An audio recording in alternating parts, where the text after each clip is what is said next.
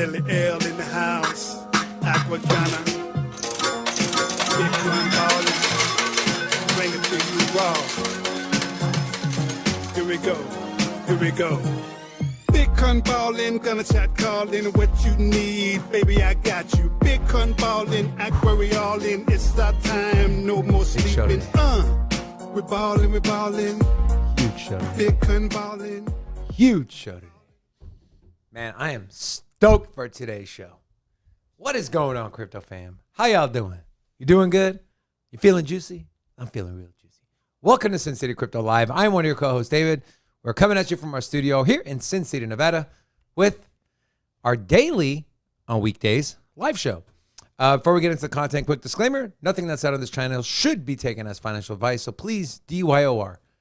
With that out of the way, allow me to reintroduce you to my and your co-host, Big Rob. What's up?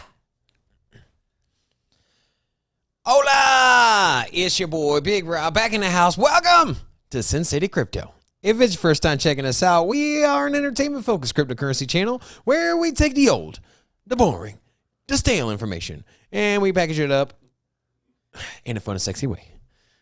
Like my little, that was my little putting it in a box. But yeah, but you're like. Anyways, go ahead. So, crypto. What's going on with crypto? What's up, man? You gonna do your whole intro or what? Subscribe, like, ping the bell. You messed me up with my box thing, man. Sorry, bro. So anyways, what's up with crypto? Here at Sin City Crypto, we don't just do the live streams. We also do the deep dives. This is a live stream, in case you haven't figured that out yet. Go check out the deep dives. The live stream? It's crazy. That's right. And then we got another live stream coming out, or another deep dive coming out Wednesday. Try to put these things out every Wednesday. And then let's do a roll call. So Why You Loud, gang, first in the chat. Welcome. We got Broke Yoshi, NFTs, Will, HP, Russell, Tox, Olga, Chef, and Stereo 2s on the ones and twos. Sir Gabe up in here as well. Babe. Whatever. The community has given him that name, Sir Gabe. You respect the community. You know what? Why do I look so short? You do look like a little baby. Like a little boo-boo. I'm going to just do the show like this the whole time. So it's By the way, for those of you that don't know, I am 6'2". Robin is like 5'10". So I am got like 4 or 5 inches on this guy. So yeah, we've been messing around with our streaming software. So we're trying to get everything dialed in. So if David looks like a little baby, it's because he cries a lot. And well, I got to turn your lighting up as well too. Get you a little. Yeah. All right. So Bitcoin's moving. Bitcoin's looking good lately, man. And I don't know if it's well, it was looking good yesterday. It was at $31,000. If you take into account everything that's happened, yes. But long term, Bitcoin is not looking good. I will be calling a Bitcoin bottom during our market analysis today, and I will give you facts and numbers and historical data to back up my number. I'm not just going to throw a BS number out there. So I'm excited for that. So make sure you guys stay tuned. You're calling the bottom? Calling the bottom, baby. And it's going to be a sub $18,000 bottom. Sub $18,000. Sub 18. Yep. You just look like a little baby. Look at you, man. I hate it. I hate it. Cancel the show. All right. So where are we at with Bitcoin? Let's take a look here. Bitcoin's sitting at $29,445, down 2.58% for the day. So as I mentioned yesterday, we were floating around this $31,000 mark for a little bit, and then we had a pullback. A couple things, I was talking to David about it. A couple things kind of happened because we were still sitting here at 30,000 as well, but kind of lost that support. And I think until we make big moves away from the 30,000 mark, so in either direction, honestly. And so until you're seeing 33 or 34, or until you're seeing 27, 28,000, maybe, but basically once we get far enough away from 30,000, I think we're just going to keep flipping. So I think we're going to be over 30, hang out there, then next 2 days be just under 30. So I think right now we're just in this little trading window right at 30,000 with a little variation on each side. And so this is kind of the wait and see moment. Where's Bitcoin going to go? Are we going to, was 25,000 or was it, no, 28? No, 25. We got down to 25. 25,000. Was 25, was that short-term candle, was that the bottom? That's the question that we don't have an answer to yet. But we have theories. At least David has theories. So a couple things happened with the price move down. We did have the Nasdaq at under 0.5% today. Not anything huge, but in Asia we had a lot going on in Asia. So the numbers aren't too bad here as far as the stock markets, but they were having some big gains. The stock market in Asia was starting to move up. They had a lot of underperformance as far as productivity, the labor, exports, GDP. So Asian markets, and obviously due to the pandemic over there and their shutdowns, have been negatively impacting the global economy, or at least the Asian economy, and then which is all tied into the global economy. Anyways, that started dumping on over the weekend, and the Nasdaq was already set to open up in the red. So, anyways, I was like, yeah, Bitcoin's going to be down. So, anyways, back to the crypto. I think until we figure out where the U.S. markets are going to go, where is the S&P 500 going to go, where is Nasdaq going to go this week, I think will be a very important week. Don't you agree? Going to hell. It's not going to hell, bro. In a handbasket. Not at all. Yes. So yeah, it's to be seen. Now, Ethereum sitting at this $2,000 mark. I think, obviously, big support at 2K.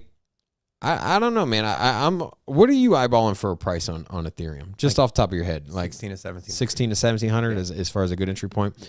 Yeah, I have some stablecoin on the side. I'm trying to get into Ethereum. I'm eyeballing the same price target. 16, 17. I was thinking between 15 and 18,000, 15 and 1800, or 1,500 to 1,800 is my entry price. I'll probably start dollar cost averaging in at 1,800.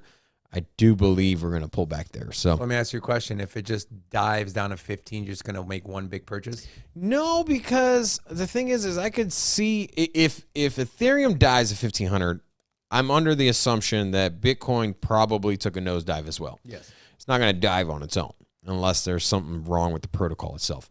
That'd be a 25% drop. Yeah. So with that said, kind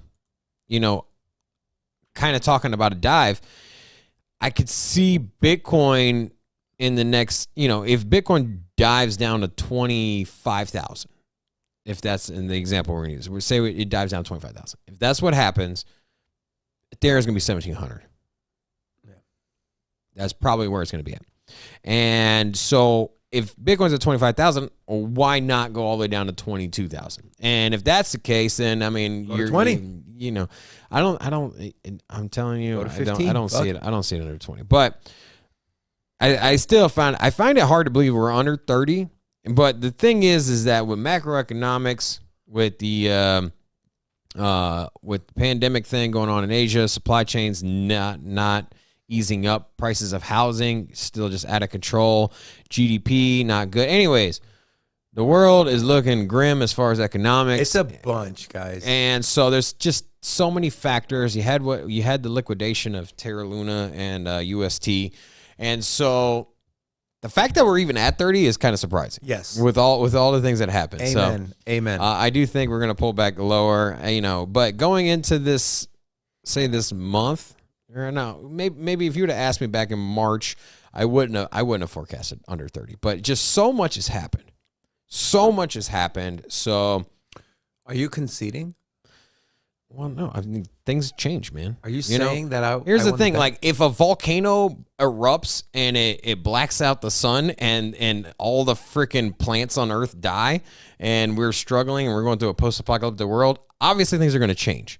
So, that is on the scale of, realistic, or more realistically going to happen to something very improbable or unlikely. Obviously, that's unlikely. But at the same time, an invasion of Ukraine, a pandemic, you have all kinds of other factors that have just stacked up on top of each other. Nobody saw that coming. And so that's what I'm saying. It's like certain events will transpire in the global history, in the history of the world, that you can't account for. And I don't know.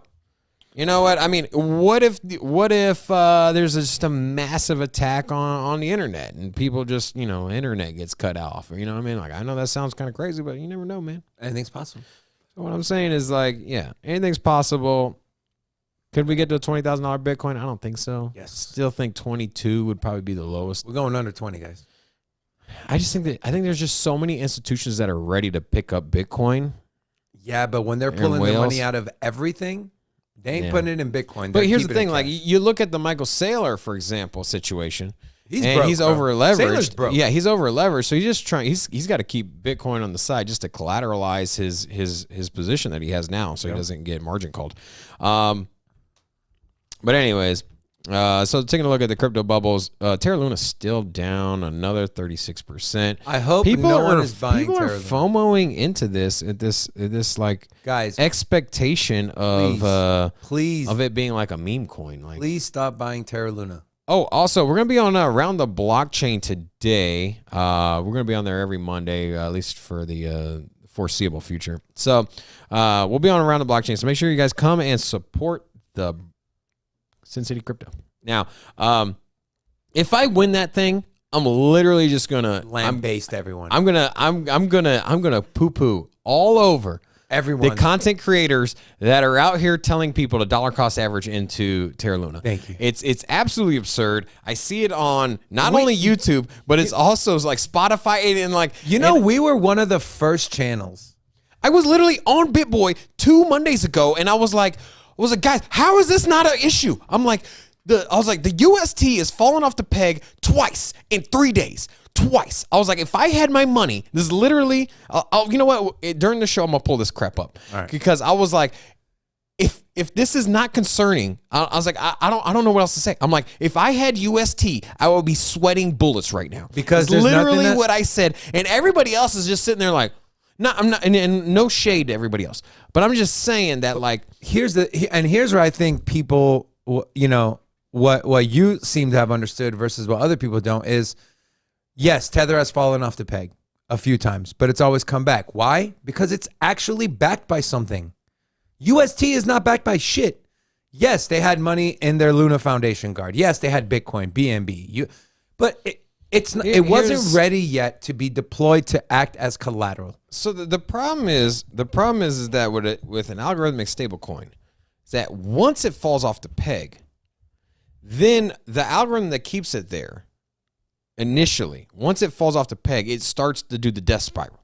So it's just it's just this positive feedback loop that just, one thing gets out of whack, and then the other thing gets out of whack, and then it affects the first one. And here's the thing. And I can sit here and bore you to death, and I can break it down how it works, but there's 15 other freaking YouTube channels that have done this every single morning. And so just know that they're correlated. One drops, the other one does too. Here's the thing too, is they were, the Luna Foundation Guard was a week away from allowing people, instead of swapping it UST to Luna, also be able to swap UST to Bitcoin, but it never got there because the bank run happened before. It was destined to crash. If it didn't even crash that week, the thing is even with the Bitcoin formula where they were going to start backing it, that I don't care what they said, that wasn't going to roll out. That wasn't going to roll out the following week. I mean, they were going to change so the way it was supposed to work was that they were going to buy Bitcoin, and every transaction was going to buy Bitcoin. And if there was slippage, they were going to start putting Bitcoin in to counterbalance, basically selling Bitcoin. Because what was happening was you had two tokens. You had Terra Luna. You had UST. UST didn't move. So any volatility that happened on UST went straight to Terra Luna. And so when Luna had volatility, and UST had volatility, it just magnified the volatility of the Terra Luna. And so the Luna not only was dropping on its own, but it was just getting hammered with volatility from UST sales and being diluted too. Yeah, but that's what magnifies as you sell UST. You're minting Luna. Yeah, you're minting Luna, so you're increasing the supply. So that it obviously deflates the value right away. So if you sell half the UST, you just inflated the shit out of Luna. The crap out of that, which what it does is it doesn't do it. It doesn't burn. It didn't. What the thing was is the algorithm didn't burn one UST for one Terra Luna. It burned the dollar value, which is way different. So if you burned $100 worth of UST, in turn you would burn $100 worth of Terra Luna. So when Terra Luna was over $100, was $100. Let's say when it was $100, you burned the $100 UST, you would burn one Luna token. But the problem was when the price started dropping and you burned $100 worth of UST and Terra Luna was at $20, you burned 5 Terra Luna, and then in turn that inflated it substantially more than when the price was elevated. And then on top of that, the price dropped down to $10, you burned 100. Now you burned 10 Terra Luna, and then when it got to 25 cents. Boom. I mean, just do the math there. You're thinking the opposite. When UST started dropping, instead of minting 1 Luna at 100, they were minting 5 Luna. Yeah. Excuse me. Yeah. So, yeah, they're minting instead of minting one Terra Luna at $100, they were minting 10 Terra Luna. $10. Yes. Yeah, at $10 each. And then when it was down to $1, they were minting 100 Terra Luna. Yes. And then on top of that, they were also trying to prop up. They were also trying to prop up the UST. And so what they were doing was they were just creating Luna as well. So not only were they inflating it just off of the way the algorithm was set up, but the LFG Foundation was also just creating a bunch of Terra Luna tokens, and then trying to sell it and try to convert it over. But no one wanted Luna anymore. I mean, but the thing was they were trying to inject it right into the exchanges. And here's the thing: the idea is, right, when you burn UST, you mint Luna, you swap, you believe in Luna, so you hold the token. But people lost confidence. So what happened was, instead of, hey, I could swap it for Luna, but now I'm going to hold my Luna because I believe in the project. Now people were just saying, nah, man, I'm getting this Luna and I am literally dumping it on the market. So your circulating supply, it grows.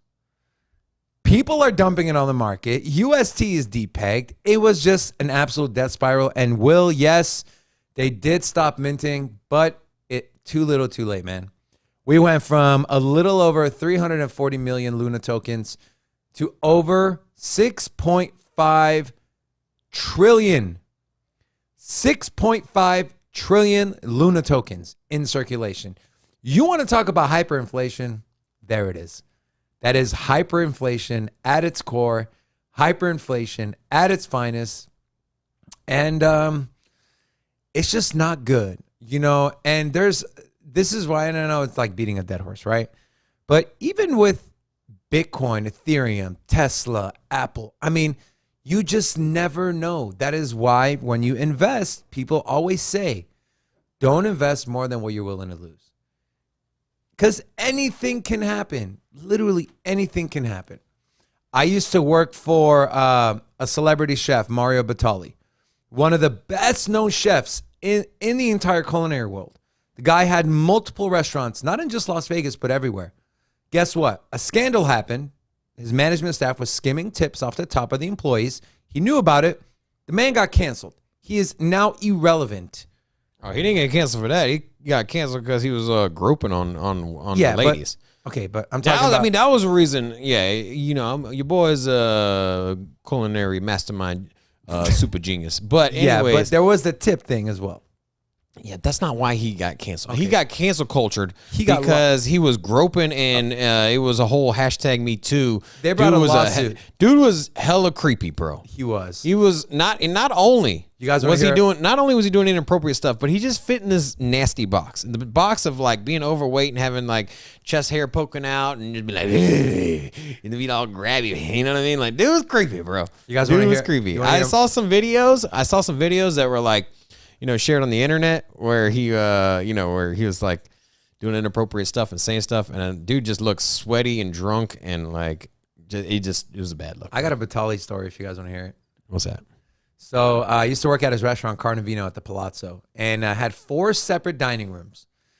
And he comes in his orange Crocs. I was a food runner, and he comes into the manager's office and says, "Hey, are there any employees here that smoke pot?" I'm like, "Yeah, this server Braden." Okay. They grab Braden and say, "Come here. Like, clock out. Chef Batali wants to smoke and eat, and he wants you to join him." So on a Friday night, they had this guy clock out, stop his tables. He went home, changed, grabbed the pot, came in. They went to the very back dining room. They were smoking joints and blunts, all while I was running food in there. And I definitely got contact high because I was loopy as shit. And he's just sitting here smoking in his restaurant, Friday night, kids in the restaurant, literally like just a door open away from smoke seeping into the rest of the dining room. Just ordered like almost one of everything on the menu. And he was there for like 4 hours. And that's Mario Batali for you. That's Not my why dude is He gone. ghost. He done. He done. Yeah. Yeah. So, all right. You know what? Now, social justice, bro. Social justice. You're going to get what you're coming to, Just man. saying, man. You gotta be careful, bro. That's why, and it goes back to my point. That is why never put all your eggs into one basket, especially if they're eggs you need to pay your bills, to provide food for your family and shelter. Just don't. It doesn't matter if you think it's going to 10x, 50x. So what if you miss out on a few $100? The thing is for me, when it comes to risk assessment, it's just time in the market, man. I mean, obviously, Kathy Wood says it's not about timing. It's about time in the market. So. Yeah, so it's all about time in the market for me. Here's the thing, like Terra Luna came up the ranks super fast, Very fast. super fast. And You think Solana's kind of on that same pace? Hey, well, I mean, that's why you see it had 7 network outages. Now, does it mean that it's going to just collapse and just go do the Luna? No, I don't believe that. But is it riskier than Ethereum? Yes, Of course. just because of time to the market. There's been so much more time for that one to get exploited. You got to say, it's so much more time. People have attacked Bitcoin for 13 years. Yes. They've prodded at it. They poked it. They tried to break it. They tried to steal from it. Try to fork it. Yeah, they tried to all kinds of stuff. 13 years. And Ethereum has been, since what, 2013? 2014. 2014? Yeah. So that's 8 years. And then you go down the list. And so the longer that, Litecoin's pretty safe, right? I mean, it's useless, but it's safe. no, I'm not talking about the upside. I'm talking about having record, a secure right? Resume. secure asset. Resume. And so that is the number one for me, and so if I see a project take Kadena, for example, no shade against Kadena. I like Kadena. I think it's a great project. Came out of nowhere. And can it sustain itself? It's not a question about like doing my research. It's just a question of like, has it been around long enough for people to try to break it over and over and over and over and over and over and over and over and over and over again? And for me, it hasn't. Same thing can be said with Mina Protocol. Same thing can be said, Harmony's kind of a newer one. You can say that with Cardano. Yeah. Well, Cardano's been around since but 20... hasn't really been functional up until smart contracts rolled out last September. Well, that's what differentiates Cardano, is the fact that they've been around for a while, and And before they go and release the next hard fork, they make sure they check all the boxes instead of just creating and launching it at maximum speed. The thing is like when Solana first launched, all they kept talking about was like, oh man, was it 250,000 TPS, right? Yeah. What do you think the TPS is like realistically? Probably like 250. Not like 300 probably. And so, what one chain touts as their transactions per second. Yeah, that might be me sending one. You might be sending one Solana from my wallet to another wallet Solana address. Nothing complex here. But you start putting in smart contracts, metadata, all kinds of stuff. You start using DEXs. That's when things slow down. And so, anyways, I didn't cover it, but just to take a peek, Crypto Fear Greed Index 14. So we were at 9 and then 10 over the weekend. Fear index is moving. So we were all the way down to 9. So yesterday we're down to 10. So people are scared. And if you're a short-term investor, I don't blame you. If you're swing trading, this is some hard time. Unless you're shorting the market, I mean, you got to really have your timing down. If you're trying to swing trade as far as like buy low, sell high, it's less highs than there is lows at the moment. So you got to really have your timing down. And so, for me, I'm not concerned about the price of, I'm not concerned about the fear. I'm not concerned about, is it going to dip lower? Because for me, my investment strategy is exactly that, an investment strategy, investment. And so it's not a swing trade. And I do have some play money that I'll go in and out of projects with, but for the most part, I'm not trying to do short-term positions, especially in a bear market. Now, for me, if I see a project is about to pump for whatever reason, then I may, in the bull market, put a position in. Like when ApeCoin came out, it was $9. I was like, oh, that's got, even though we're in a bear market, I'm like, that's got some potential right there. That's going to FOMO up. I know it is, just off of my own personal experience. Put in a position, exit position, $15. I'm like, that's cool for me. I set my targets before I even get it. You have to. Yeah. If you're swing trading, you have to. Yeah, you got to set your price targets and then stick to them. Don't fall back. So, anyways, that's all I got there for. What about those? I saw some cool articles you had on there. Oh yeah, actually. Good thing you brought that up. So here on the traditional finance, ex-Goldman Sachs CEO Blankfein says recession possibility is very high risk factor. So he's basically saying that all the indicators, between the CPI, the raise of the interest rates by the feds, also with just the sentiment in Wall Street, the GDP, labor numbers, Fed rates. Yeah. So with everything happening, I mean, it's just the writing on the wall.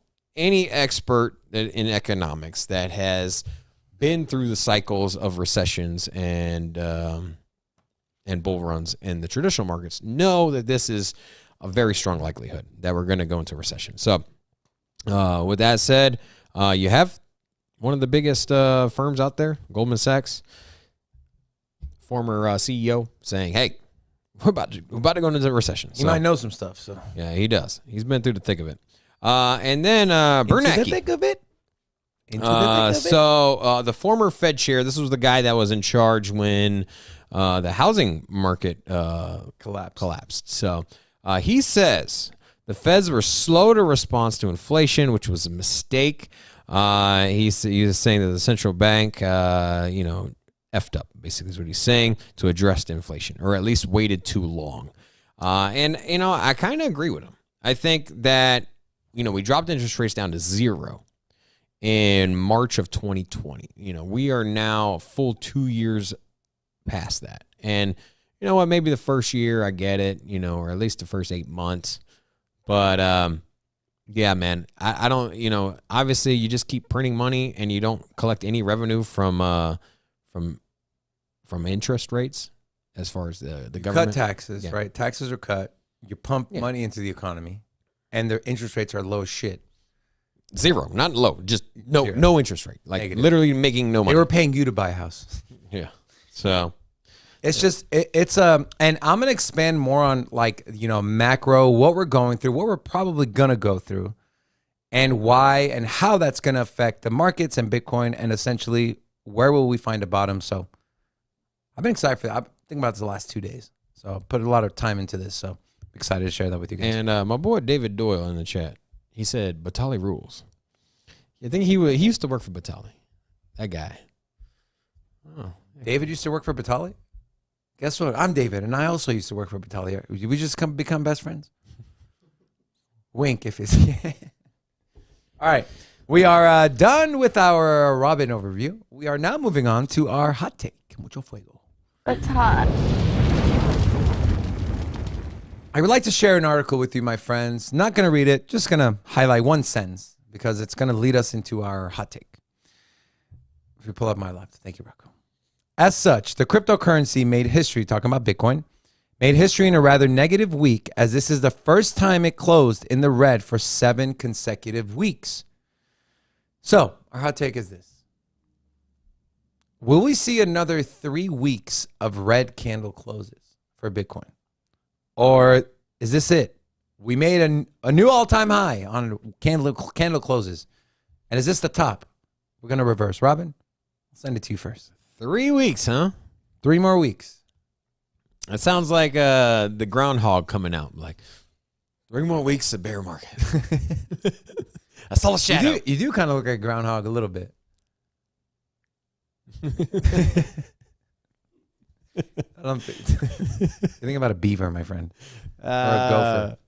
What is the difference between a beaver and a groundhog? Are they the same thing? No, It look like the same thing. not really. I mean, groundhog's pretty small. What about a woodchuck? Is that a woodchuck? Is that a beaver? I don't know. Platypus. Platypus. That's the one with the That's tail, a right? weird animal. It looks like a duck, but it's got a beaver tail. Yeah. Looks like a David No, I'm a llama. with a neck beard all the way down to the tail. I shaved. So, What do you think, Robin? 3 more weeks, or was that the top? 3 more weeks. I'm gonna go. I'm gonna go negative, bro. I'm gonna go 3 more weeks of red, baby. Okay, so we went 7 weeks. We went 7 weeks with closing lower and lower, and I don't see it reversing anytime soon, man. I mean, at least not. And just to give you guys a visual, if I you don't know, wanna, man. I mean, that's just my vibe, man. You know what? And I think this is kind of just throwing mud at the wall at the moment. It's like you're trying to see what sticks, and so I could see a case for one way or the other. I mean, you could look at the technicals, and a TA expert, and I'm sure can make a case for either or. And I think for crypto, it's more about the macroeconomics will determine whether or not we're going to go further into the red or if we're going to have a bounce. and just for some context, Rocco, if you want to pull up none of us actually know the answer, but if you're asking my personal opinion, I think we'll probably slowly slide more into the red over the next few weeks. And here's the thing, right? So this is the beginning of the bear market in 2018, right? January 2018, and we saw no more than 2 red candles, weekly candles in a row, and we went all the way from 20 to 3K.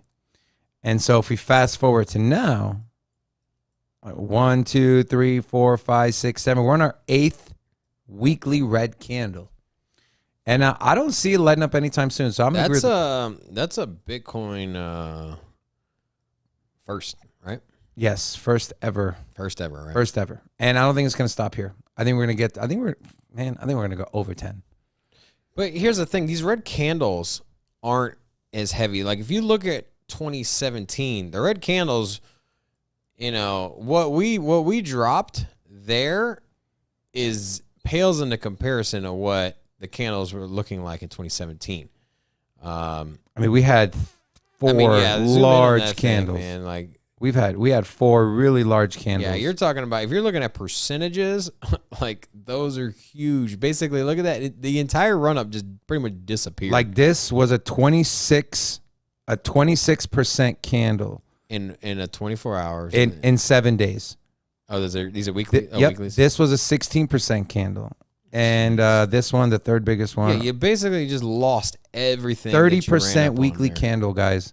This is the week of January 29th in 2018. So, yeah.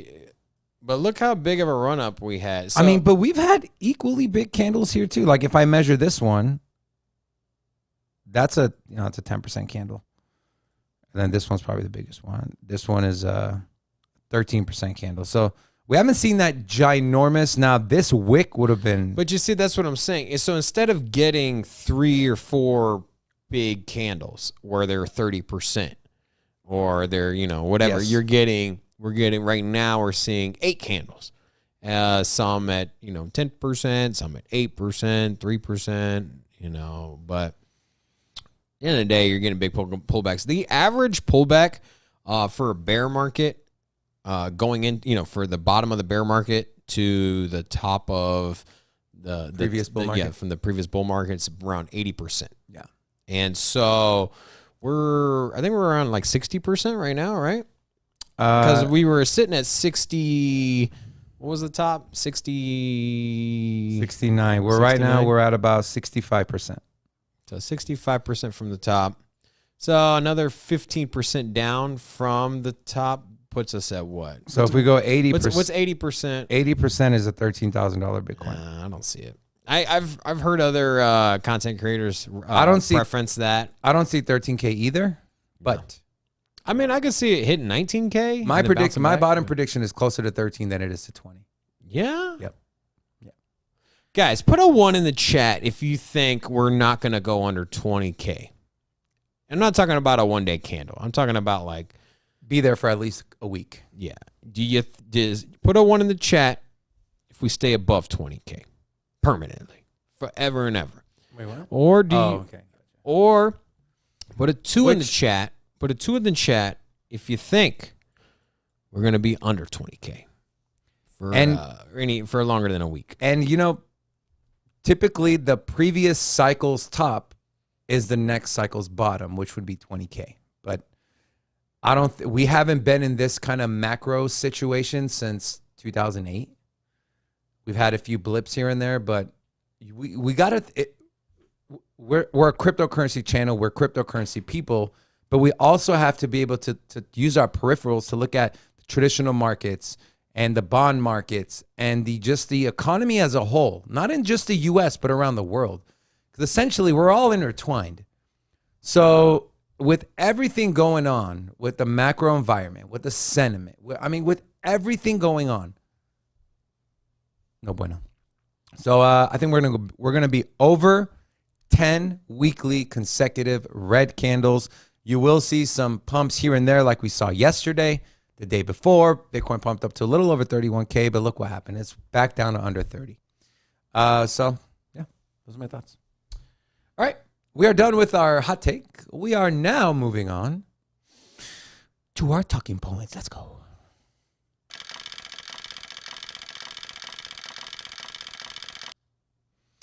So 1 was over 20 and 2 was under 20, right? Yeah, 2 was under. 2 was under. All right. Looks like it's kind of split half and half. No, 1 was under 20. 2 was over 20. 1 was over. 2 was under. 2 was under. All right. So I got to change my vote to 2. All right. Let's go into our very first article today. President Nayib Bukele announces 44 countries to meet in El Salvador to discuss Bitcoin. Late Sunday night, El Salvador President Nayib Bukele announced on Twitter that 32 central banks and 12 financial authorities from 44 countries are to meet on Monday, May 16th, to discuss financial inclusion, digital economy, banking the unbanked, El Salvador's Bitcoin rollout, and its benefits to its country. Before I read this off, do you think the IMF is going to be there? Yeah, no. Fuck them. I bet you they'll have their moles over there. Yeah. Okay, now go patch into their... It'll be the coffee barista at the convention. You know, the one that's filling up coffee. Be like, yeah. More coffee for you, sir? What they say. So some of the countries include Paraguay, Angola, Ghana, Uganda, Republic of Guinea, Haiti, Madagascar, Honduras, Maldives, Rwanda, Nepal, Kenya, Costa Rica, Ecuador, Pakistan, Bangladesh, Armenia, India, and Egypt, to name a few. And I've got these separately highlighted if you guys are curious. Some of the other countries. What do all these countries have in common? Robin?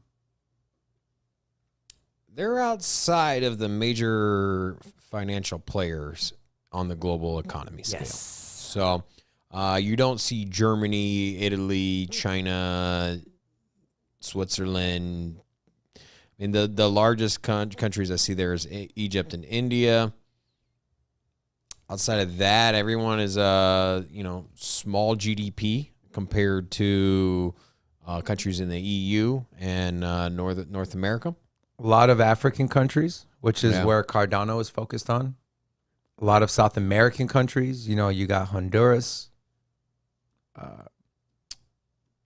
Where's the other one? Ecuador. So we'll see. We'll see what comes out of it. I'm curious. But it's cool to see President Bukele kind of lead this charge. And, obviously being in a bear market and having people come to your country and you telling them about Bitcoin and why is it so good? And we're like, well, your balance sheet's a little down right now. So, but we'll see. And I'm sure we'll see more articles about what they talked about, what came out of it. We might even see a country come out and just, not immediately, but come out in the next few weeks and adopt Bitcoin as legal tender. Right? I mean, can you see that happening, Rob? No. No? Why? Oh, man. Here's the thing. To adopt a... What are you laughing at over there, Rocco? I was just reading HP. They say they all have a volcano. They all have volcanoes, stupid. No, so what El Salvador did was mandate all businesses take Bitcoin, except Bitcoin, basically what he said. As a president, he's like, look, if you run a business, you got to accept Bitcoin, straight up. And he gave some to every citizen. Now, there's a handful of countries out there that let you use Bitcoin, and they acknowledge it as a currency. And so what is really the difference there? So when you premise, except Bitcoin is legal tender, you're under the assumption that the businesses have to take it, right? Yes. Yeah, nobody's going to do that. Not right now. If you're a country like Honduras or Angola, whatever, and you got nothing to lose. Yeah, I'm not saying that there won't be any in the future. Just, I don't know. There's just, here's the thing. First of all, it's not looking good for President Bukele right now as far as his Bitcoin mission in the eyes of people that are not Bitcoiners. If you're not a Bitcoiner, if you're not into cryptocurrency, on the optics looking at it from the outside, you'd be like, bro, you invested a lot of your national wealth into a digital asset that nobody's really using, and your average buy was at $40,000, and the asset's under $30,000, and you've literally washed away a bunch of your economic. He's going to sell treasury. him on the future. He's going to sell him on the potential. And I believe in the dude. And I think it's a great idea, and I think he's going to have the last laugh. I'm just saying that from the eyes of a traditional investor, the eyes of another country looking at economics, obviously the adoption of Bitcoin could have went a lot better as far as where he is now or where the country is now and when he decided to get into it. Amen. That's all I'm saying. And so, I mean, dude's a G. Dude's amazing. And we love Bukele. I think, and as I said, he's going to have the last laugh. He's going to take some punches right now. Same as like MicroStrategy. Stock way down. Average buy buy for MicroStrategy over 30,000. By the way, obviously they're in the red. So this is kind of off topic, but you see a Mike Novogratz from Galaxy Digital. He's getting absolutely lambasted on Twitter because he got a Luna tattoo like 3 weeks ago or a month ago or something. Did he? Yeah. Has a moon and a script writing and said Luna. Galaxy Digital was a big backer of Terra Luna. And so that is why their stock is down like 60, 70, or 80%. Well, they're, the whole Luna thing, it was more institutional money and venture capital money than retail. By a mile. And that's how most projects are. But Terra Luna was heavily leaning into institution compared to other projects. So and Do Kwon has come up with a plan, and we're going to share that with you guys as part of our article. So, all right, moving on. I'm telling you, man, if I win this around the blockchain, I am pooping all over that thing. I'm going to literally, until they turn the camera off, I'm just going to be just Rambling. I'm just going to be just throwing so much shade and poop at this damn Just project. don't mention names, all right? No, I won't. No, well, first of all, I'm going to poop on Terra Luna, but then I'm also going to be like, who the hell out here promoting this damn crap? Luna and you, get out of here. Luna and you. Climbing up the market cap ranks, though. That's for sure. It's terrible. Please don't invest in Terra Luna. All right. Jason Squire says, hola from Chicago, and then drops my name in there, too. Wow. Guys, why don't you, let's keep it fun one time. Let's drop where y'all are watching from in the chat.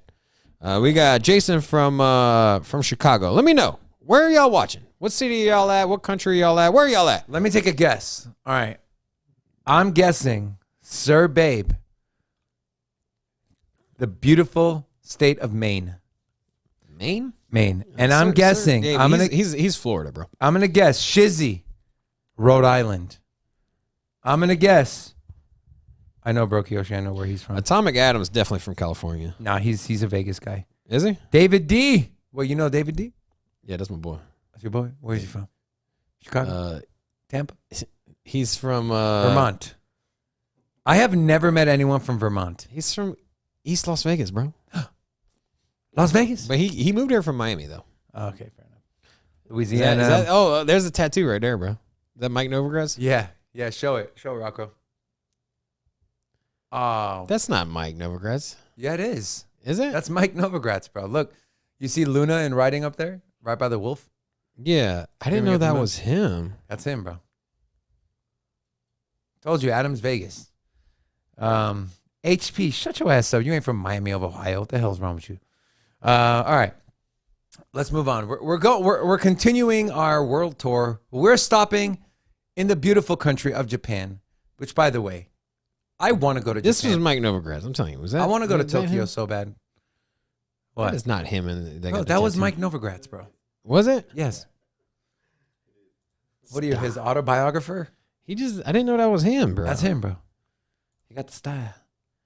Mervin's from Riverside. I played a lot of soccer tournaments in Riverside when I used to live in California. So then we got Canada. Why you loud is from Maryland? I'm from Virginia. I'm from we next know. door. Bro. Homecoming King 777. Yeah, that's right. Chesapeake Bay, baby. Yeah, we know. Chesapeake Bay. Yeah. Sounds like a home of the blue crabs. You know, in Virginia, you're a trained chef, right? Here's blue crab or Dungeness crab? Oh, blue crab is the best crab in the world. Better than king crab? Yeah, flavor wise, it is. Whoa. No. King crab's got big ass chunks of meat, but the blue crab has got the best. The claw meat in a Chesapeake Bay blue crab, hands down, best flavor. Period. You know how you catch them too? Oh, it's super simple. Cheese. You take a chicken leg, a drumstick. A chicken leg? Take a drumstick. I don't know if you're being serious. No, serious. And you tie a string to it, and you just throw it in the water. Are you being serious? Yeah. And then you let it sit there for about 20 minutes. And then what you do is you pull the chicken leg out of the water slowly. But the salt's going to break down the meat. And the crab is literally holding on to it like this. Like the crab he will not let go. He'll just be eating a chicken leg. And he'll be like, and he'll be holding on. Next thing you know, you eating him and the chicken leg. And then you take them, you put them on the land, you shake them off into a little basket, and that's it. That's funny. All right. We're way off the beaten path here, my friends. All right, we're going to Japan. Japan's largest investment bank, Nomura, to launch crypto arm, FT reports. Japanese investment bank Nomura will launch a new company focused on cryptocurrency, decentralized finance, and NFTs for institutional clients. Nomura plans to have around 100 people working for the subsidiary by the end of next year. They announced its first Bitcoin futures and options trade on the Chicago-based CME. So, Japan, Tokyo, they are known for always being technologically advanced, socially advanced. I've never been to Japan, Tokyo, but that is on my bucket list. I want to go visit there. Robin, what kind of impact will this have on the crypto markets? Are you surprised? Like, what are your thoughts? How big of an economy is Japan? It's like number 3 or 4. Oh yeah, on the global. I think it's top scale? 5. Rocco, I'm sure Rocco is going to find it for us. Rocco, you're a good producer, man. We appreciate you, bro. I think they're By the way, 3 or 4. By the way, outside of when we go to split cam and me being a little shorter than Robin, what do you guys think about this new layout here, the new interface? This was all Rocco. I freaking love it. I think it's absolutely amazing. It's engaging. Let us know what you guys think. So, absolutely. Robin, you like it? You know what I don't like? HP saying I got chicken legs. Get out of here, bro. Robin does skip leg day. I know this for a fact. Look at these legs. Chicken legs. Well, I got some Jordans on. Those are nice Jordans, bro. I like it. Let me get a full cam here. Let me get a full cam. Look at this chicken leg. Bro, my dad had chicken legs. His dad had chicken legs. And lift up the bottom of your pants. Let's see them calves. I can't, bro. My jeans are too tight. I just pulled a hammy. Oh shit, that's hilarious. So Robin, while Rocco's looking up our Japanese economy, what are your thoughts on this? You like my Raiders mug?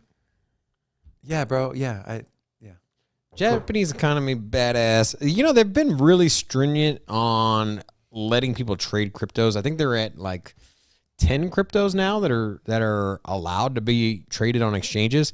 Obviously, you can't really stop the internet. So if you have Ethereum, obviously you can use Uniswap, and from there you can kind of do your own thing. But as far as the exchanges that are in operation, very limited tokens. So any step forward in the crypto adoption is a good thing. And you know what? I think with the Terra Luna thing that happened, it's got a lot of people on edge. I'm telling you, every situation has a silver lining, no matter how bad it is. And even though you might not see it in the moment, I promise you, there will be a silver lining. We're going to look back 2-3 years from now. We're going to be like, that was a turning point, and this is what came out of it. Well, you know what I think is the biggest thing that's come out of it is going to be a real algorithmic stablecoin. Because I think what our space needs, and the premise of an algorithmic stablecoin is that it's not controlled by a corporation or a government, and that it's essentially money that you can use to transact in our space. And right now you have Tether, owned by Bitfinex. You have USDC, which is owned by Circle, which is also pretty much a puppet of not only governments, but large institutions, BlackRock, like you said, and then you have CBDCs, which will eventually take a big share of the market as well. And so the fact that you have a decentralized money that is pegged to the dollar that you can use to transact that isn't influenced by a government or a corporation, I think is what we need. The only problem is that UST was not it. Obviously. But the thing is like it can't be collateralized. That's the problem. Because if it's collateralized, somebody has to own the collateral. But it also can't be tied to that underlying token like Luna was, because it just has to be done the right way. That's the biggest problem. It's going to take some time. It just needs to be done correctly. You think Cardano's going to be that one that does it the right way? I don't know, man. And the thing is, everyone, you guys you and Eddie keep mentioning Cardano. Okay, here's the thing. Cardano didn't make that coin. I know. Cody did. Yeah. So, but it was got the stamp of approval from old man Charles. Cody's a pretty new platform as well. I mean, they haven't been around for that long. No. And I mean, do they have the secret formula? Every single Algorithmic stablecoin has failed. Yes. Every single one. Yes. So have they cracked the code? And the question is not, will it work now? The question is, will it work if there's $40 billion in that stablecoin and there's a market crash? You know what I'm saying? Because Terra Luna's UST worked perfectly fine when they were way down in the dumps. Japan, third largest in the world by nominal GDP, fourth largest by purchasing power. So there you go. Third so as I said, man, these guys ain't playing around. But I love it. But yeah, Terra Luna worked perfectly fine when it was number 150 on the market cap list. It worked perfectly fine when it was number 80 on the market cap list. Yeah. But the problem is it just couldn't scale to a magnitude that it was at. And then on top of that, you throw in a bear market. And this all started, the whole thing started because Anchor took the 20% yield down to 18. And people were like, you know what? Not worth my risk. Yeah, I'd rather move my money around. 20% is worth it, but 18 is not? I'm just telling you. No, I know. If you look at, but for some people, it's like, why take the risk? You know what? I'd rather put it on Coinbase and make 8% or, whatever exchange. And so, you know what I mean? Why be on an obscure platform when you can just go and be a little bit more safe? Yeah. I mean, if you're that much closer to something else. Well, it's definitely not bearish news. And, here's one thing I want you guys to understand, okay? We're not the channel that's just going to give you hopium and just tell you what you want to hear. We are going to tell you what we think is happening, what's going to happen based on the vast amount of research we do and the knowledge we have in this space. Let me tell you what we're not going to do is promote Terra Luna. No. And it's something you might not want to hear. It's something that might hurt to hear, but you will always get 100% truth from us as far as what we know and our knowledge. And so there's like this right here, this Japan thing, even in a bear market, even if Bitcoin was at 10,000, this is very bullish. And it's not me saying it's my opinion that it's like, it is literally bullish. Money is flowing into the space. Talent is flowing into the space. And literally countries are flowing into the space. So got to zoom out and look what's happening overall. All right. We're continuing our world tour to Robin's motherland, which I am very upset with currently because what the hell is wrong with you, Portugal?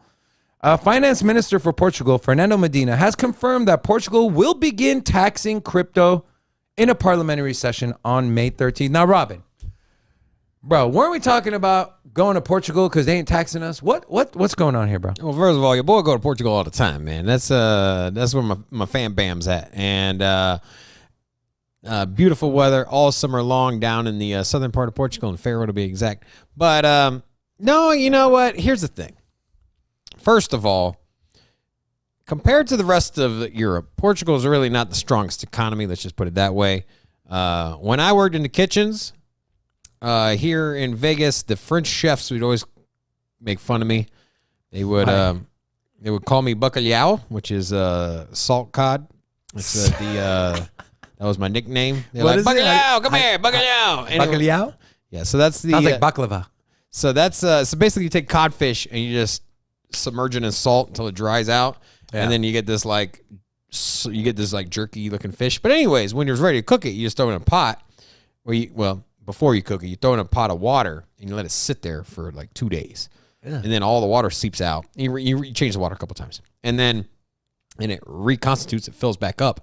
But it gets a different texture and it's already seasoned. It's amazing. One day I'll make you some. But anyways, they used to call me bacalhau.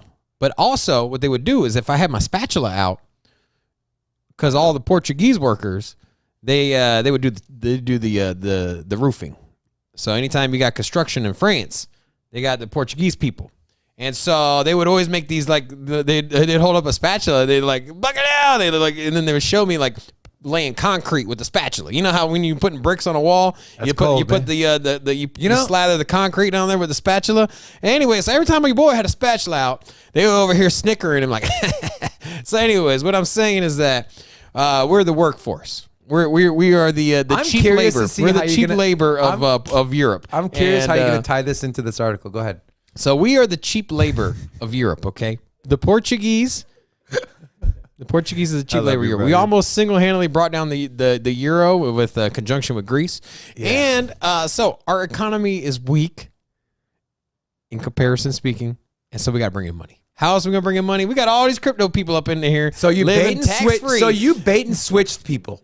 You said, come to Portugal. We're not going to take. What about that Bitcoin family that went to Portugal? Now they're going to get taxed. Well, That's you know what? up. They just bought a house, and it's not a good time to sell right now. So you're stuck, bro. So here's the thing. So the article says, however, the crypto haven may be short-lived and perhaps has more to do with a slow-to-react government than actually being crypto-friendly. And this is a quote. Medina said, the finance minister of Portugal, many countries already have systems. Many countries are building their models in relation to the subject, and we will build our own. It is unbelievable how the Socialist Party refuses to tax fortunes created within seconds on the internet while maintaining the VAT on electricity and not increasing the minimum wage in the context of inflation. So it sounds like the finance minister got some beef with the rest of his government, because he is saying essentially why the hell are we not taxing these gains people are making with Bitcoin, but we're taxing electricity? So we'll see. Shizzy said the Mexicans of Europe. I didn't want to say that because, as you know, We got to be careful. yeah, Got to tread lightly. yeah. I didn't say that. YouTube, I didn't say that. I just said what my community members said. Please don't cancel me. All right. DFib's here. DFib. My boy DFib. I don't know how Robin hasn't dumped your ass, bro. You barely show up. You're always late. But when you do show up, you're always in the chat being active, so appreciate that. I'm just kidding, DFib. We love you, bro. All right. Mucho gusto. Anything you want to add to this, your home country here, Robin, before I move along and come back to the U.S. today? Nope. Did you like Borat, by the way? Who didn't like Borat? It was a great movie. What about the second one? It was all right. Second one sucked. It was all right. You know, the big guy who's like talking to him. What was his In one or two? in one? The big older guy, The guy that his handler, not his handler, the guy who's driving him around and stuff. yeah. He was speaking Armenian. So I'm Armenian. So he was speaking Armenian, and I can hear everything he's saying. And I'm looking at like the text, the captions. I'm like, this is not what he's saying. He's saying so much worse. That was pretty funny. All right, let's move on. We mentioned Do Kwon came out with a plan. We're not going to spend too much time, but I did do a Twitter poll. People want to be in the know. We're just not going to spend a whole show talking about it. But this is Do Kwon on the Terra Ecosystem Revival Plan. This is everything. This is what he wrote. So this is him. There's been several community and validator groups discussing launching a fork of the Terra chain to make the ecosystem whole from the UST depegging event. Even if the peg would eventually restore after the last marginal buyers and sellers have capitulated, the holders of Luna have so severely been liquidated and diluted that we will lack the ecosystem to build back up from the ashes. Goes on to say UST has lost too much trust with its users to play that role. Validators should, and this is his plan, validators should reset the network ownership to 1 billion tokens distributed among 40% to Luna holders before the depegging event. So if you held any Luna before UST tanked, 40% of these tokens will go to you based on how many you had, obviously. The other 40% will go to UST holders at a pro rata at the time of the new network upgrade. So if you're still holding UST when the new network comes up, you're going to get 40% of the tokens. And then 10% to Luna holders at the final moment of the chain halt. Last minute marginal Luna buyers should be compensated for the role in attempting to provide stability for the network. So essentially, if you bought Luna after depeg, but before the chain halted, you will get your share of 10%. And the last 10% will go to the community pool to fund future development. Robin, will you ever buy anything that has Do Kwon's name attached to it? Bro, this whole thing irritates me. Tell him It how you feel. hasn't even been a week. Your project is literally crumbled, and you've bankrupted institutions. You've caused people to lose their life savings, and you've mismanaged and led people astray. And this is all because of your rapid rise to the top. And it's been because of your crazy amount of growth if you had in short term. Do you think he was too arrogant and cocky? I mean, It the doesn't- guy was... Yes, sure. But here's the thing. It's a new chain that grew hella fast. And here you have a chain that just literally went down a week ago. And you're already rolling out a second chain. They have to. It's been He has 6 to. days. Robin, he has to. What, you know what happened? You know why the first chain broke? Because they didn't properly vet the project. They didn't roll it out in a timely manner. They didn't test it out. They didn't do things the right way. You know what I mean? You're talking about a tool that is used for finance. You're talking about people's hard-earned money, man. I'm not talking about doing what's right. I'm not saying that you shouldn't try to like fix things. I'm not saying you should try to mend what happened. I'm not saying. So would you want me to wait shouldn't try. 3 months and leave these people in You should be lingo? waiting 3 years. You shouldn't be making anything. So all the people that are holding their bags of Luna and UST, they should you know wait what? 3 years? Here's the thing.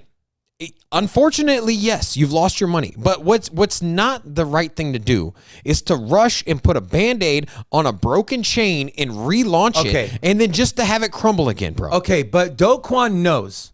As soon What's as he this, know? he knows as soon as this happens, people are going to cash out their money. He knows that. So he's sitting there thinking, So any person that invests in this, so they launch this project. no one's going to invest in it, bro. Who's going to invest in another Do Kwon project? There is there's millions of people there's investing in Terra Luna right now at a fraction of a penny. If you're one of those people, stop. Please. So you're telling me these people aren't going to invest in Luna? I would version hope 2? they wouldn't because of the track record. The thing is that they will, and it's not going to benefit anybody. It's not it'll gonna benefit the anybody. people that are still holding their bags with nothing. Okay? No, and if those it's people just can be gonna do made more whole, harm to launch a chain and have it immediately fail because everybody sells off is just as bad as what they had before. even if those people who got wrecked in Luna will get some or most of their money back, you don't think that's worth it to all those people? That's not how it works, man. You can fork Bitcoin right now and give every person a version 2 Bitcoin. That's what they did. It's not going to sell. That's what they did with Bitcoin Cash. Yeah, but those are selling at $300 a coin. And do you know how many people bought in when it was over $300 a coin? That's what I'm saying. It's like, okay, do you know who gets you know who makes out on those? It's not the retail investors. It's the VCs, it's the founders, it's the early investors that are privileged. Those are the people that the make majority out. of this 40%. The people that are going to get screwed over here on this version 2 when this thing launches, fails again because it's a 6-day rollout. Literally, you're going to build a fucking chain in 6 days. It's been 6 years for Cardano, and you're going to build a chain in 6 days. A broken chain from the first part. It was already broken. It was already fucking broken. And you're going to build another one off of the fucking broken code and launch it 6 days later and then just dupe everybody again. It's a fucking irresponsible, bro. And I'm fucking tired of this damn shit. It's, you know what I mean? Like, people are freaking killing themselves. People are getting bankrupt. People are losing their life savings. And you have somebody irresponsible rolling out another chain in 6 days. 6 days. It's stupid. It's not going to work. And people are going to get burned. And only people that are going to come out on top are the wealthy people that are fucking privileged. I'm tired of Do Kwon. He's irresponsible, and nothing he's done has been successful. He's launched his last chain he launched before, also a rug pull or a fucking failed algorithm. Yeah. And so I don't have zero faith that a 6-day fucking project is going to work. Yeah. I mean, I can't argue with you. I'm just looking at it from trying to make people as whole as possible. You know what you do? You just you lick your wounds and you move on. If you lost money, you'll make more. Simple as that. Yeah. You live, you learn. Just bro. don't do anything stupid. Money is not worth because your life. Money is not because worth dangling a hopium carrot that this version 2 is gonna fix everything is not gonna happen. All right. Jack Dorsey Square may provide liquidity for Lightning Network payment channels in the near future. So if you missed this, Sam Bankman-Fried said to the, I'm not sure the word I'm looking for, to people's discontent, that Bitcoin will never be essentially a means of payment, has no future as a means of payment. So Jack came out and was like, yo, Lightning Network, what the hell wrong with you? And so someone said, well, there's not enough liquidity. And so he said, we are looking at this right here because it's not yet clear that payment channels will have the liquidity to handle real payments at scale. Jack replied, we are looking at this. So Square wants to provide liquidity on the Lightning Network to allow Bitcoin to be used as more than just a store of value. In the course of the discussion, billionaire and Bitcoin maximalist Dorsey insisted that the proof of work algorithm can be considered the holy grail for Bitcoin, stating that it is the simplest and most intuitive and that only proof of work is trusted enough to ensure decentralization for digital gold. Who's right? Is Sam Bankman-Fried right? Bitcoin has zero future as a means of payment, or is Jack Dorsey right, Robin? I think it's something that's unfolding. And if I was XRP or Stellar Lumens, if I was Ripple Labs, if I was Cody, or all of these other, was it Strike and anyway, all the different payment programs out there leveraging blockchain, I would be very nervous Because what I learned going down to Bitcoin Miami and transacting firsthand on the Lightning Network, this shit is fast. It is quick. And it leverages the Bitcoin security. Dare I say lightning fast? So, you know, the process is pretty simple, man. You take a group of transactions, say thousands, hundreds of thousands, and what you do is you just throw it into the Bitcoin block every time you create a block, or every couple blocks. So basically, you're just taking all the transactions you run on the Lightning Network, Settled off chain. you just put them all into one big group, and then just settle them on the every once in a Kind of while. what with Loopring blockchain. does with ETH.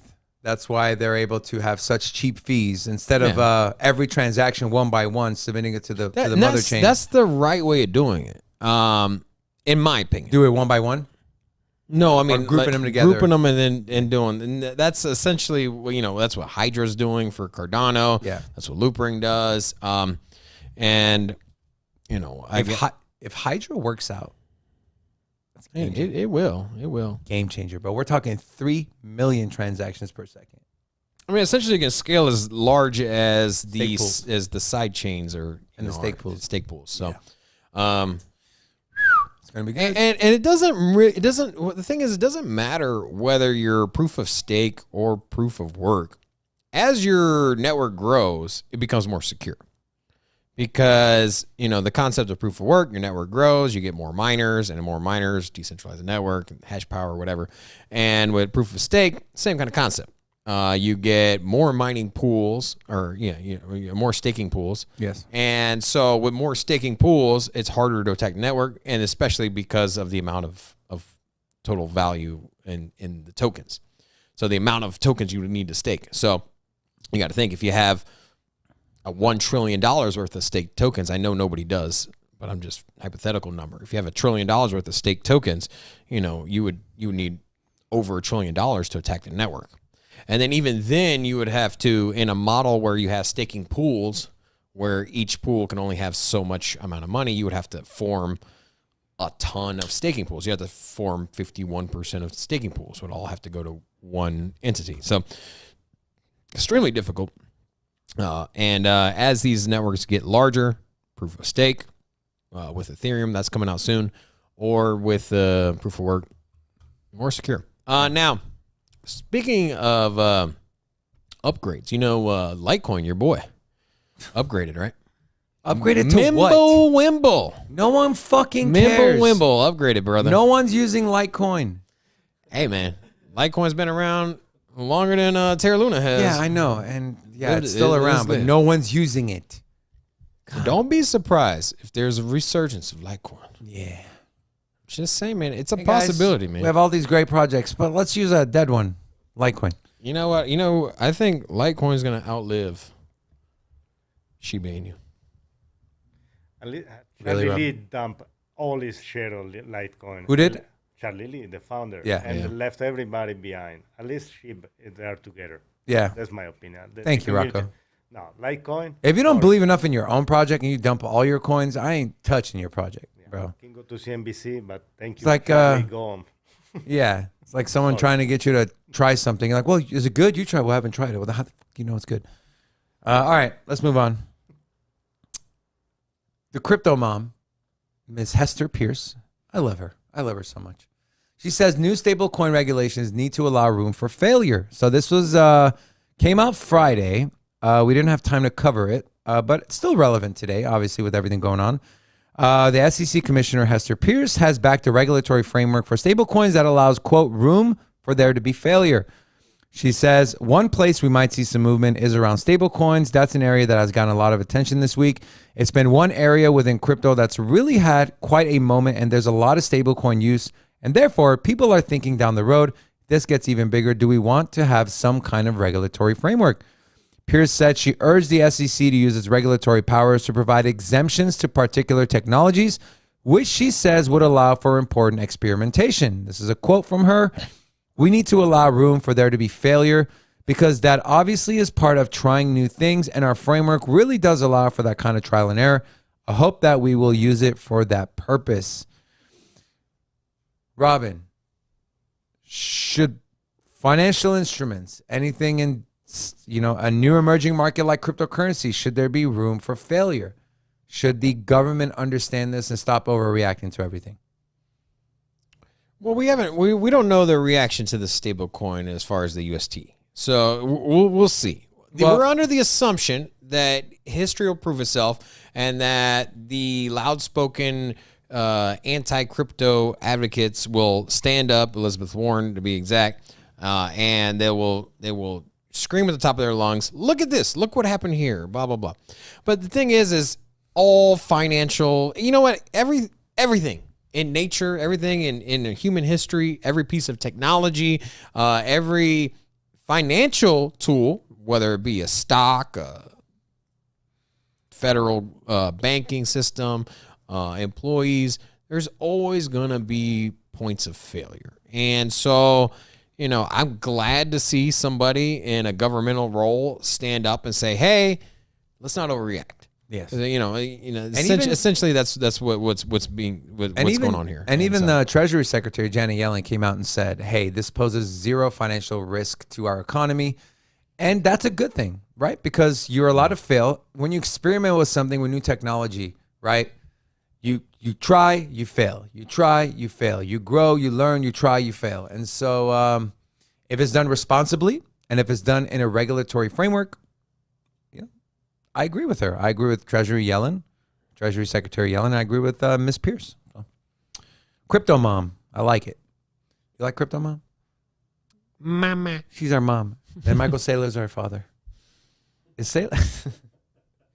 Who's our brother, though? Who's that cousin? That weird one? Man, you're making a weird family tree here. Make me feel uncomfortable. A weird cousin is Peter Schiff. Stop it. Stop inviting him to Thanksgiving dinner. No one wants. Peter's here again, guys. Stop talking about crypto. Mom, can we get him out of here?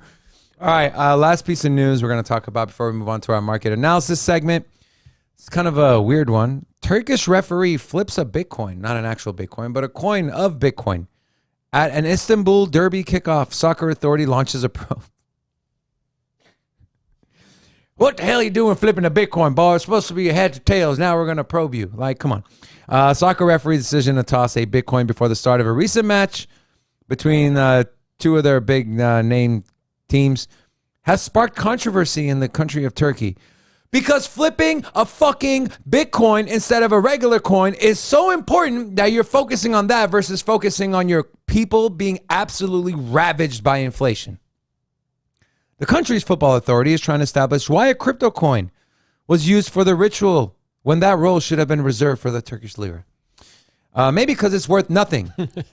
Referees are only allowed to use either a 1 lira coin or a special referee coin with one side showing a goalpost and the other side showing a football or soccer ball. 10 liri, which is a referee, some former referee, accused his colleagues of besmirching the profession's reputation. This is not forgetfulness. It's a move. I really cannot understand why such an experienced referee has scandalized this event. The referee in question is a 34-year-old FIFA licensed referee with 25 matches in his record this season. It's expected of having signed an agreement with a crypto platform without the approval of the governing bodies. So, Robin, initial thoughts? I don't know, man. I mean, it's an entertaining story, but it's such a non-story. Yeah. Like, I don't know, man. Like, man. Maybe his whistle should be like the opening bell to Wall Street. Like, ding, ding, ding. Oh, that's funny. Oh, man. All right. We are done with our talking points. We are now moving on to our final and my favorite segment, the market analysis.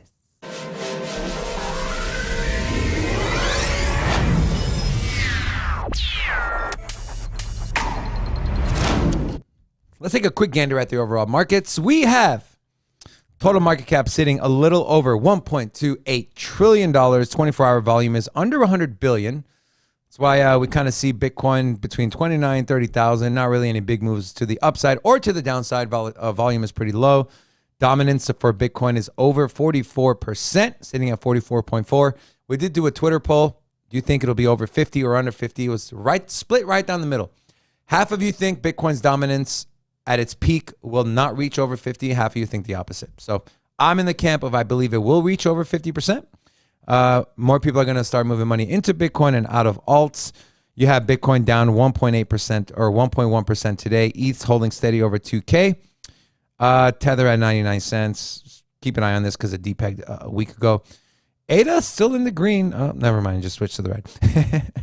XRP under 42 cents. So, Robin, let me ask you this question. Are you more inclined to buy XRP at under 40 cents or BNB at under $250? I mean, when am I exiting my position? When the bear market's over. You're holding for at least a year and a half. BNB. Yeah, me too. Me too. Huge ecosystem. Even though XRP, their case could settle in the bear market and provide a pump, but long term, I believe BNB. All right, now let's talk about what I mentioned, the Bitcoin bottom, okay, and why I think it's going. So first, I want you guys to understand a few things. I want you to understand the macro level and the macro sentiment of the economy, not just in the U.S., but in the world.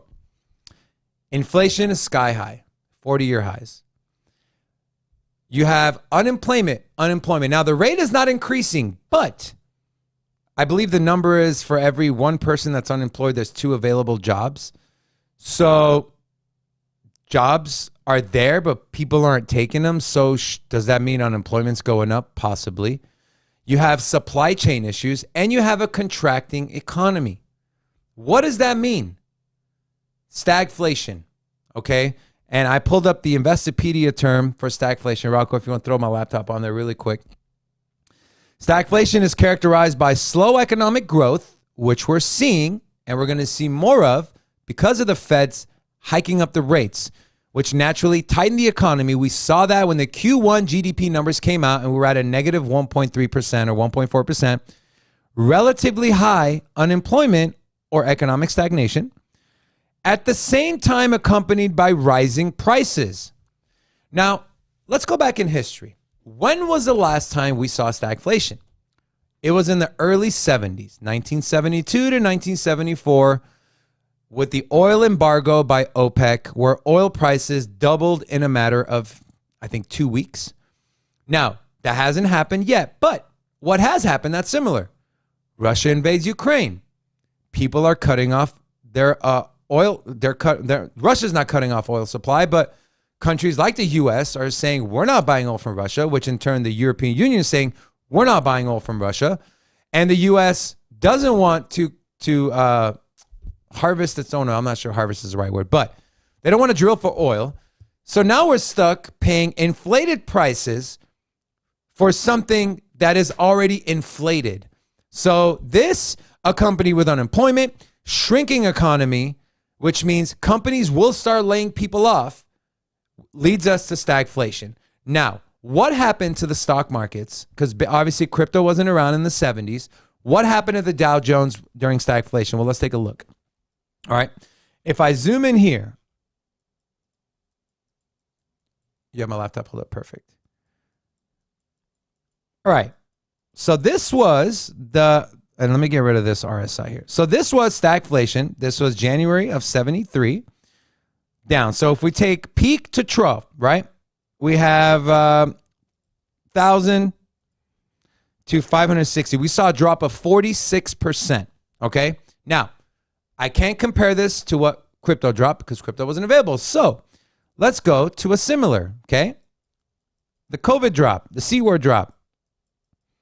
And I have this box in as well. And we're going to see, since obviously Bitcoin and crypto was around back in 2020 when we saw this massive spike in the stock market and in crypto. And this move was about 38%. Let's look at how far Bitcoin moved down back in 2020. So if I take my ruler here and I go from top to bottom, 58%. That is a multiple of 1.7. Okay. So for every 1%, For every 10% the Dow falls, Bitcoin falls 17%. So let's take those numbers and let's apply it to what's going on now. If I go to Bitcoin right now and we take the top of our bull run and we multiply, right, when stagflation happened, the stock market went down 46%. We multiply that by 1.7, brings us to about a little over, I believe, 80%. And what number do we see when we get to 80%? We see $13,669. I'm going to go a little more on the bullish side, and I'm going to say we're not going to get to that full 1.7. We'll get to closer to 1.4, which will put us right around 74%. So if I take 74%, we are looking at a $16,500 Bitcoin, and that is my call on the bottom. I believe Bitcoin will bottom out around $16,500. Not some analysts are saying 12K. I know Gareth Soloway, he's a believer. If we dip under 20, we're going to 12. I don't think we're going to 12. I don't even think we're going to the 13 that normally, if you compare the drop back in the 70s to 2020 Bitcoin versus Dow Jones to what can happen now moving forward, because so much adoption is happening, because at the speed of institutions and retail investors getting in, and I didn't have that. I was going to pull up the Bitcoin wallets, but the amount of wallets that have at least one Bitcoin is at all-time highs. So shrimps are accumulating, right? Institutions are selling off to balance their debt to income or their profit and loss statements.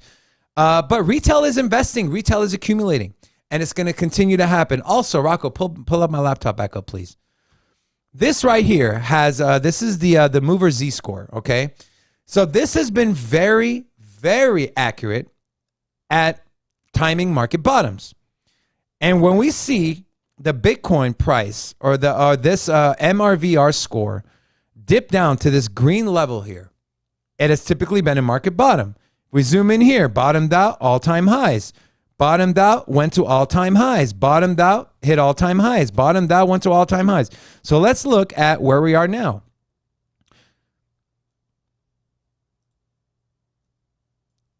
We almost came close, but we reverted back up. So we're not close to getting to this green bottom indicator. So that is why everything coupled, looking at history, stagflation, I believe. Now, technically, people say stagflation is not here because unemployment numbers are stable. But moving forward, projecting, again, this is all dependent on stagflation. If stagflation is here, which I believe it's coming, I think Bitcoin's bottom will be 16,500. Put a 1 in the chat if you agree with me. Put a 2 in the chat if you think I'm crazy. Robin, do you think I'm crazy, or what are your thoughts? What are your thoughts on my analysis here? I still think we're going to hold over 20K. I don't know, man. I just think there's too many people with money that are looking to pick up Bitcoin that have been eyeball. I know a lot of people are like, man, if Bitcoin drops down to whatever, Bitcoin drops down to here, I'm buying. I just think that even those people are going to have new investors that are going to enter the market when they see certain price targets. And I think you're going to get long-term Bitcoin holders that are going to leverage money that maybe they don't have. Maybe they'll be like, you know what? Let me use some of my savings or some of the cash I got set aside because Bitcoin is just too cheap right now. I need to take advantage of it. That's my personal opinion. Yes, and I agree, right? Institutions are coming in, but if we're in stagflation and especially if you're a publicly traded company, you're going to get the okay from your board and from your shareholders to go buy Bitcoin? I don't think it's institutions that's going to drive it. I think it's going to be retail. I think the retail investors... Retail can do something. Here's the thing. It's a little too risky for institutions to be FOMOing in, especially when their treasuries are down. But I can see large investors, traders, people that are looking to basically leverage their retirement. So they don't want to be all in on their 401k or all in on the stock market. And they're like, you know what? I want some exposure to Bitcoin. When it gets a little cheaper, I'll pick some up. And then like that, I'll have my retirement, commodities, gold, have my S&P, and also have Bitcoin. And I think there's going to be a lot of new players getting in.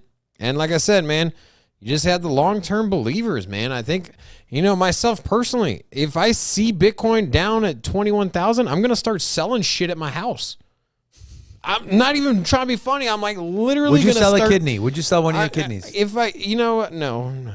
But I'm not that desperate. Okay. I already got Bitcoin. I'm desperate. I'm okay. But, no, some more Bitcoin. but I mean, here's the thing. It's just like, and I think that's so many people's mentality. And you can look at the charts and you can be like, well, historically speaking, I just don't see it happening. I just think there's going to be so much buy pressure that the charts are going to be irrelevant. And at some point, when you have a new asset class that has got so much dominance and it has such a projected future, and nobody's doubting the price action of this asset. Nobody's doubting that Bitcoin is going to go up at this point. Right? I mean, the exception of a handful of people saying it'll go to zero, realistically speaking, the smartest people in the rooms understand that the price of Bitcoin is just going to keep going up and to the right. And whether or not it dips here or there, I mean, you have the Kevin O'Learys, you got the Mark Cubans. I mean, at what price are they going to start moving their huge amount of capital they have on the side and buying Bitcoin because it's too good of a deal? And I think because of that, you're not going to see the price get under 20,000. Really, really don't. And now, if people are over discounting macro, bro. You are discounting sentiment in the world. If anything, that solidifies the buy. I mean, if you're taking big L's on traditional finance, if you're taking L's, so you're going to take an L on a 13-year-old asset that's risk It's not a L. Everybody, that's what I'm saying. Everybody agrees. It's literally future proof as far as making money. When the rest of the market is in all kinds of question marks. The entire global economy. I mean, you got wars going on, you got sanctions going on, trade stuff. You know what isn't part of that mix is Bitcoin, bro. And so I'm just thinking savvy investors, legacy players are gonna scoop up Bitcoin because it's almost a half a trillion. What is it? $500 billion market cap right now? Right now we are. It doesn't take much to move the price up. Yeah, 570. So it doesn't take much. So if the price were to be at sub 20,000, it only takes a handful of whales to come in and put $30 billion in it, for them to put $2 billion in it. And instantly, you put $2 billion into Bitcoin, bro, it's going to shoot up. It's going to shoot up instantly, bro. I mean, you're talking... It will go from 569 to 571 billion. I mean, that's not that big. Okay, right now, $2.5 billion is 5%. No, $25 billion is 5%. Yeah. $25 billion is 5%. So if you're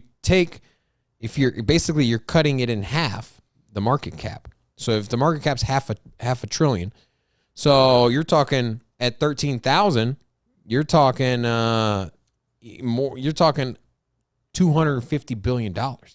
So at that point, how much money does it take to move it back up? Not much, man. And I'm telling you, you got the Kevin O'Learys and these other big institutional, these big investors. And not to mention hedge funds that are looking to acquire Bitcoin.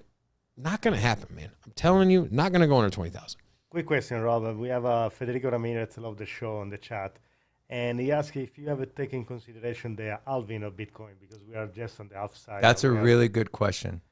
That's a really good question. Shout out to also Russ with the stickers. Yeah, Russ. Thanks, bro. Got that. I was gonna mention that, but I got sidetracked. Russell, thank you so much for your sticker, my friend. We love you. I love you. Robin won't say it, but I love you. Robbie, you gonna say you love him? I'm in this. I'm probably one of the few people that do not think I love that you. moving. Oh, yeah, sorry. Shut up. So, as far as the Bitcoin having, I think it's a factor, but it's not the factor that people are making it out to be. You know think what? It's overplayed? You think it's overblown? Hell yeah. But here's the thing. It wasn't in the past. I mean, it started off as going from 50 Bitcoin to 25. Which was huge and significant. And it just so happens that these Bitcoin cycles had overlapped with other financial global economic cycles, and, coincidence, market goes up, Bitcoin goes up. So it's not like stock markets are crashing and Bitcoin's moving up. For the most part, when you have economic prosperity, on the global scale, Bitcoin's also done pretty well. And these things come in cycles as well. And it's usually about a 3-year cycle on the shortest scale, which pretty close to the 4. Anyways, I don't say, and at this point, the halvings are less significant. So right now we're going from six Bitcoin. We're going to 3.25 to 1.7. Yes. So 6.5 down to 3.25. Yeah, 2024 it's going to be 3.25 to 1. No. Right now it's sure. Right now it's 6 Bitcoin. And then so next cycle will be 3.25. And then it's less substantial right now. And so because the amount that's in circulation, the amount that's getting traded, the amount that are going to exchanges are large numbers. When the miners have less to provide, it's not as influential. So basically, each time you get a halving, it's less and less supply shock because the number isn't quite as relevant. And so 2024 is going from, yeah, you're right. It's going to go to 3.125. You try to always fact check me like you never believe me, bro. I have to, bro. Gotta keep you honest. And so yeah, Michael. And then real quick before we sign off, Michael said, he said, if that money is there, why are they not buying right now? There's too much uncertainty in the overall market. So no, the money is here's the thing, is that your investor right now is not sitting on a bunch of extra capital. You got to think that your investor has portfolios. You look at the smartest investors. They're always like diversify, 5% here, real estate, blah, blah, blah. They have money spread across. And so right now, there's not a lot of extra money coming in. For most investors, there's really no extra money. And so what we saw in 2021 was that people that had stocks, people that were holding commodities, people were just making more money on their portfolios. They're seeing lots of green. And what happens? What happens when you got extra money in your portfolio? You move over to more riskier assets. In the same way that if you bought Bitcoin in the earlier days and now you're sitting in crazy amount of profit, what do? You take the profits and then you're like, this Ethereum thing sounds kind of cool. And then you put money in there. Yeah. And that's your profits move. So it's the same ideology when you get into the traditional investor. They have a diversified portfolio. They got extra money from the stock market, extra money from real estate, and they move those profits elsewhere. However, the profits are drying up. But at some point, you gotta, even if you're down and you don't have the profits to move in, at some point, if you see just an amazing deal on Bitcoin, you're gonna move your money around. You're gonna be like, all right, man, you know what? I'm just gonna take an L on this gold thing. I'm gonna take an L on this on my shares of some oil stock or whatever it is. You leave oil stocks out of this, and I'm gonna liquidate that, and then I'm gonna move it over to Bitcoin because right now the price is $20,000, and I know, looking at a historical data, looking at just the sound fundamentals, I'm gonna at least double my money within a few years. And you can't say that about any other asset that you can invest in right now. You're not going to double your money in the S&P 500. You're not going to double your money holding Barrel. You're not going to double you will your money in 25 years. Exactly, but not in the time window that you're going to get for Bitcoin. And the smartest people in the room identify this, and they're not going to let that opportunity slip by them. And so that's why I don't see it going under 20,000, man. We'll see. All right, guys, we are finished. I have a feeling today's Around the Blockchain is going to be juicy. Robin's on one today, and I pray to God they talk about Terra Luna. I am literally considering emailing them and saying, hey, can you please have a Terra Luna in there? Because we want to see an animated Robin on BitBoy. Anyways. I'm so mad if that's one of the topics. Let me see if I got the topics in my Yeah, inbox. let's pull it up. Anyways. Yeah, Ben from BitBoys should be there today, too. Yeah, that'll be fun. Ben Armstrong, big fan of ours, so. All right, my friends. We're finito. We're big fans of him. Yes. Maybe he's fans of us, too. Maybe he is, too. Well, he invites us on a show, so. Yes. That's going to be worth something. Either way. Mr. Producer, roll the outro, please.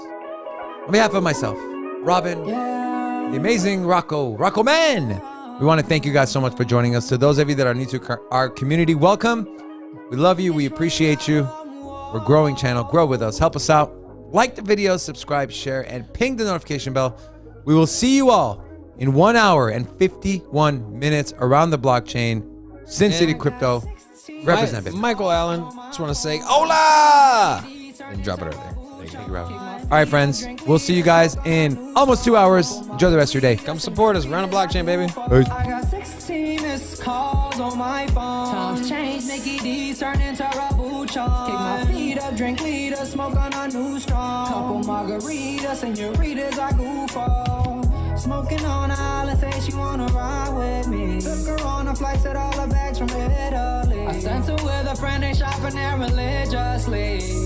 Whoa, whoa, yeah. You say she love me, but that's when she rockin' Prada bag. Said she ready for the next, I whoa, not so fast. Slow down, slow down, slow down, girl, don't you crash. Whoa, whoa, yeah. Cause we can mess up that pretty face, but we can fuck up that pretty lace. Tryna kiss up, I'm in your place. Man, this shit so crazy. Never thought I'd be doing shit like this again. Put that effort in, girl, then I repay you. Crash that thing out the park, now I feel like Babe Ruth, baby. This shit I can't do, baby. No, I can't move, baby.